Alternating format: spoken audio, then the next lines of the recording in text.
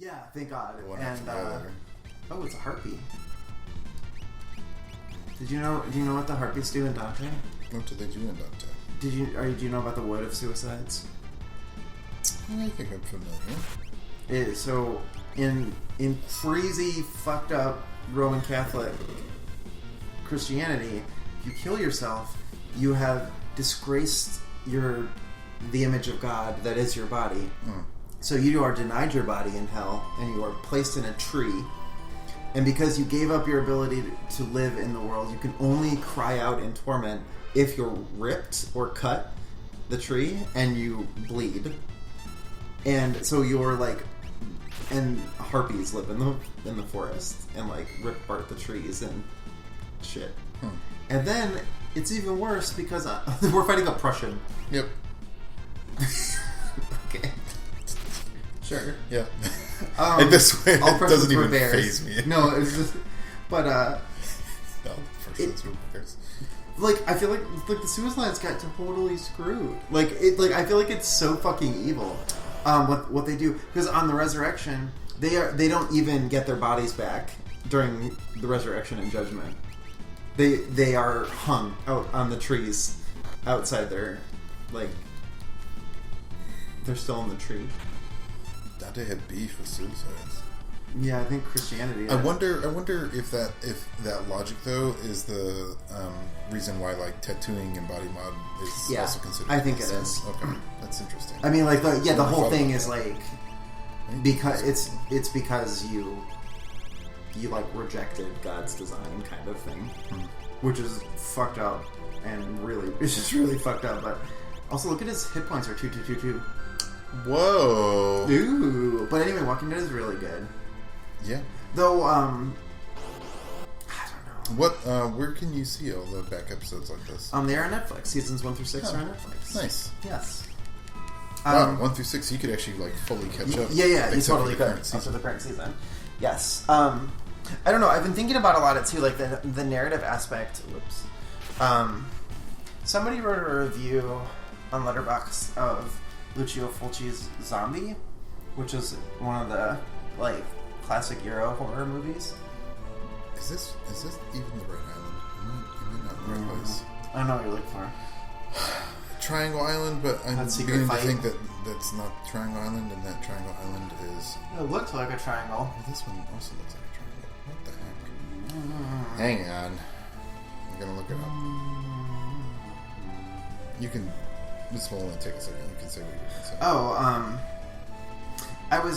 say. The review of Zombie, and this is something that, again, like I kind of felt intuitively, but never heard put out directly like this. It was just talking about how, well, a lot of Italian horror is kind of characterized by its dream logic and, like, lack of coherent narrative. You know? That's definitely been my experience. Yeah, so, Chrissy and I had watched Dawn of the Dead, the Romero film, the American zombie film, which is basically the inspiration for like every zombie thing that ever came afterwards. And even watching Walking Dead, it's like it is so clearly the template. Like it's just exactly Whoa! This is the Zone Eater. Oh. We're just gonna chill. Who's supposed to die, right? It's gonna eat us and take us to a new zone. Cool. That's why it's called the Zone. That's Eater. a really cool sprite. It's really gross. I like that it's blue mouth. Yeah. And Golfus. Whoa. Anyway. Munch. But Dawn of the Dead is the same as Walking Dead. It has a narrative. It's very you're very interested in how the characters develop, and you're interested in what happens to them primarily. Whereas this review characterized Fulci's Zombie, which was called Zombie 2 because Dawn of the Dead was marketed as Zombie in Europe. Right. So in some sense a spiritual sequel, in some sense an adaptation counter Dawn of the Dead.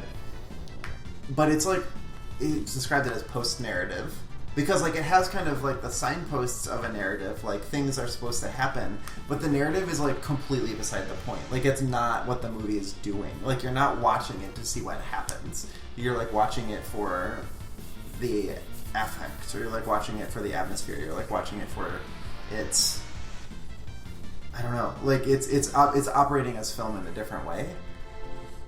If that makes sense. Here we are. Cool. We're in the zone.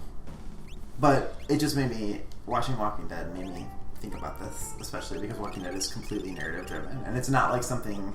Because Stormy had said she wouldn't probably like it's not something you need to rewatch, and I don't know if that's true. It's the kind of thing that if you were to rewatch it, you'd probably start from the beginning. That's probably the way out. Yeah, I mean, like you. Yeah, it's like you wouldn't really rewatch Lost, but if you did, you'd watch all of it from the very beginning, right? And like try to follow back along with it again. Yeah, and I think but the central pleasure of watching it is seeing the plot unfold. It's like it's and that's narrative. the same thing with Lost. That's why I like both shows. Yeah, no, and I mean, I think that 100% makes sense. What is this? Oh, I can jump. Oh. He can... What is happening? This music is silly. It is very silly. I like it. Okay. Cool. Carcass. Oh. Ooh, these look like the dudes that we've seen before. They're terrifying. These look like them dudes that we've done seen before. Alright. But, I don't know. It just impressed upon me how much in Walking Dead it isn't something like that you would necessarily... I guess it has its own atmosphere, like, sort of, but, like, it's not like... A lot of Euro horror is, like, atmosphere-based. Like, that's, like, I would say... It's like a mood piece, you know what I mean? Mm-hmm. It's almost like more, like, experimental film more than it is, like, traditional... in that way, it just feels very, like, American. And... I don't know, I just find that interesting. There are definitely episodes... Maybe in later seasons. I don't remember how early on they started doing this, but there are episodes of Walking Dead that are like these sort of self-contained stories, these little one-offs that are relevant to the overall plot, but like, you know, you won't really see how until later. Yeah. And they can be really interesting. Yeah, and I'm not saying it doesn't have those moments. It's just a generalized tendency. I see, like, what legacy it adopted more. I mean, it doesn't really make sense. Like, I don't know how you would stretch Zombie 2 over, you know, seasons of television. It just wouldn't really make sense, I don't think, to do that. And obviously, I think Walking Dead took influence from tons of places. The other thing that I wanted to talk to you about was the effects and just the sheer quantity of gore. Like, it gets more. Yeah, I believe it. You'll have a sort of lull in middle seasons, and then. Like, this season started off with some of the most intense and crazy gore I've ever seen on any television show. Like, I mean, it's almost, like, it's more than, like, it's so completely, like, in terms of quantity and really just grotesquerie, like, it's so much more than is in a lot of horror at all. Like, older horror films in particular. And I know that is because, you know, like, over time we get acclimated. Chrissy was listening to one of the Baffled podcasts, actually, Sawbones, and Justin's wife was talking about the effect of The Exorcist on people at the time. Like, people with no, I guess, discernible health condition came in to hospitals because they were just, like, couldn't sleep after The Exorcist. Like it had impacted them to such a degree because it wasn't something that they had seen before. Or, like, new, like the cultural brain had not adapted to seeing that sort of thing yet. Even though, as we saw it and watched it, now it doesn't really faze us at all. It actually had the opposite effect. It was a soporific for me to the point where I did fall asleep at least once while watching. Yes, and I know that you're very conscious of that sort of effect. But it made me, obviously I understand that gap, but Walking Dead's gore in particular is so violent and shocking to me, I think, especially just because I've been watching older films. And a lot of it has to do with just, like, what technology was available and what it was possible for them to do. But, like, it's like a routine part of the show's vocabulary to just, like, have zombies stabbed in the head. But back in the day, like, if you remember Friday the 13th or something, having, like, a gore effect like that would be one of the centerpieces of the film. Just because they're not, you know what I mean? Yeah. I just thought that was interesting. You fuck.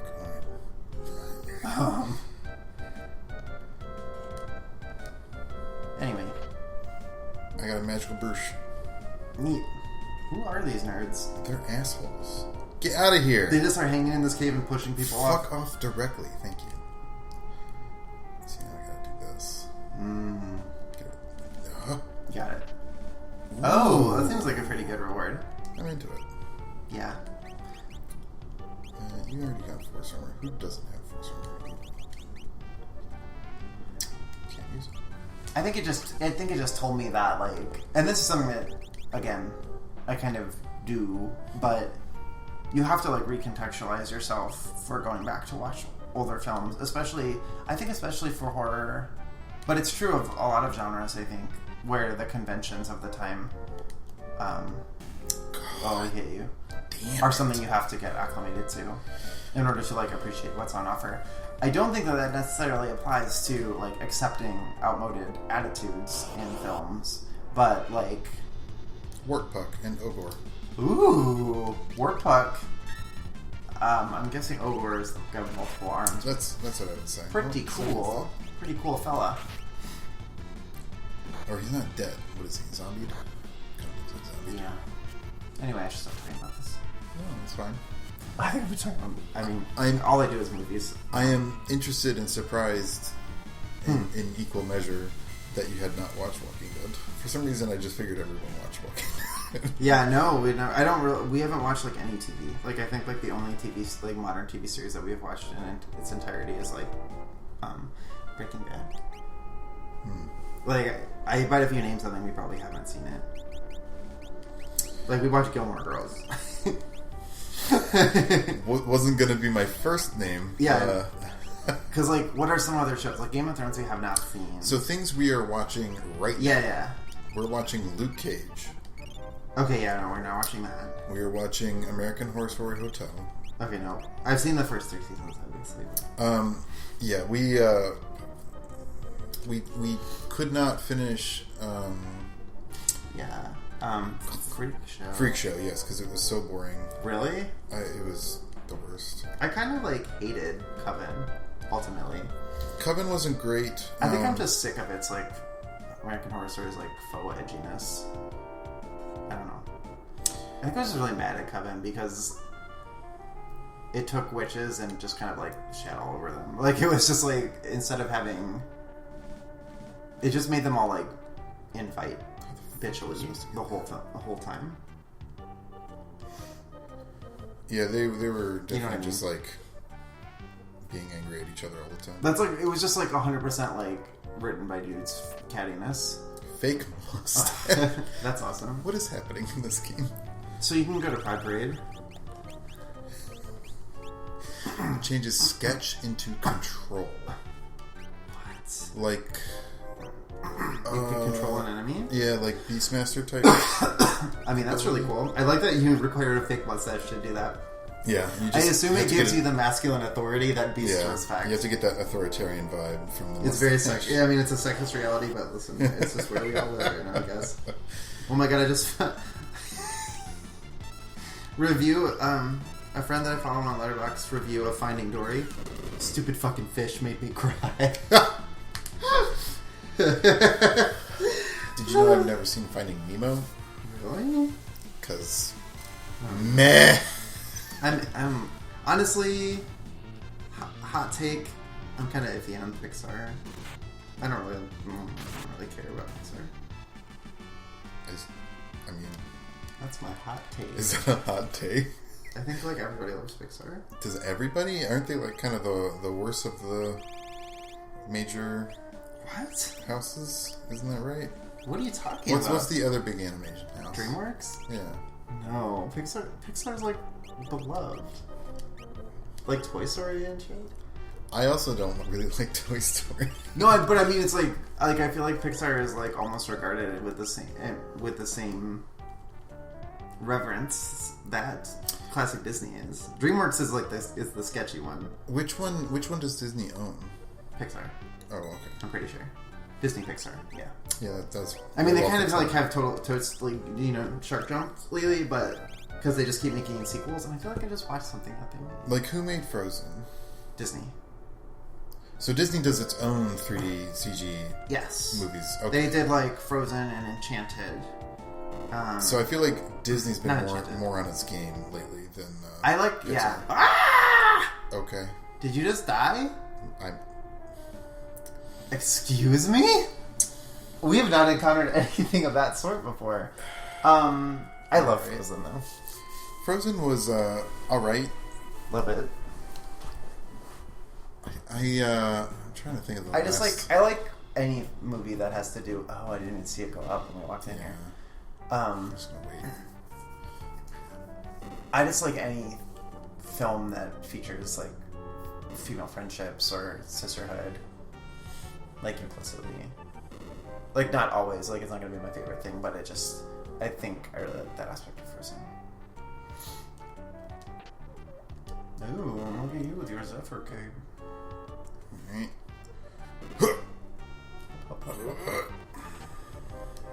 Cool.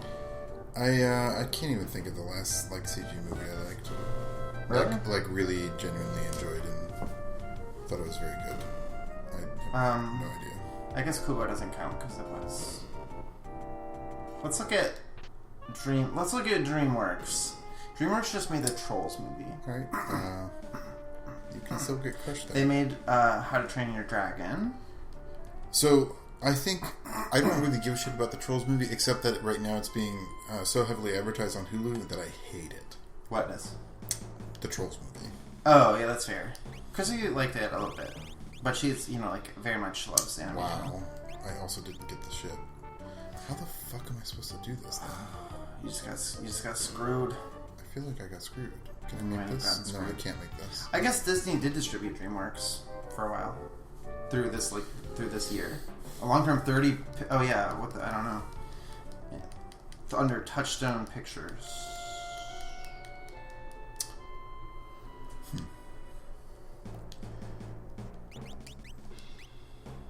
Oh, but that DreamWorks includes lots of things. It's not just animation. Oh, it's not? Oh, yeah, that's right. Yeah, they make live action movies. Yeah, like, actually, like, it says, like, recent stuff that they've done. Like, they're doing the BFG is CG, but The Girl on the Train, they're doing, like, apparently the Ghost on the Shell movie is a DreamWorks production. Did her first schmucks, The Help, the Fright Night remake. I forget like an actual studio. Oh, they did. DreamWorks did Shrek and Kung Fu Panda and Madagascar. Also, never seen Kung Fu Panda. Never seen Madagascar. Shrek was terrible. I like Shrek. Like what? Now I'm hopping around on chess. What is this dungeon right now? I don't know. I wish they would make the dungeons not brown. Is it brown? Oh, yeah. It's boring. I hate it. It's tacky and I hate it. Wow. That was a film reference right there. Pretty esoteric film reference to School of Rock. That picture. I've seen that film. I like School of Rock a lot, actually. I don't remember whether I like it. I have good memories of School of Rock. Tackstar. And I have mixed feelings about Richard Linklater. Who that is? Director of School of Rock. I believe he also did a Scanner Darkly, if I'm not mistaken. I like that movie. I know. I think he might have done... Did he do Boyhood? Boys in the Hood? No, different movie. No, okay. He did Slacker, Dazed and Confused, Waking Life, Scanner Darkly.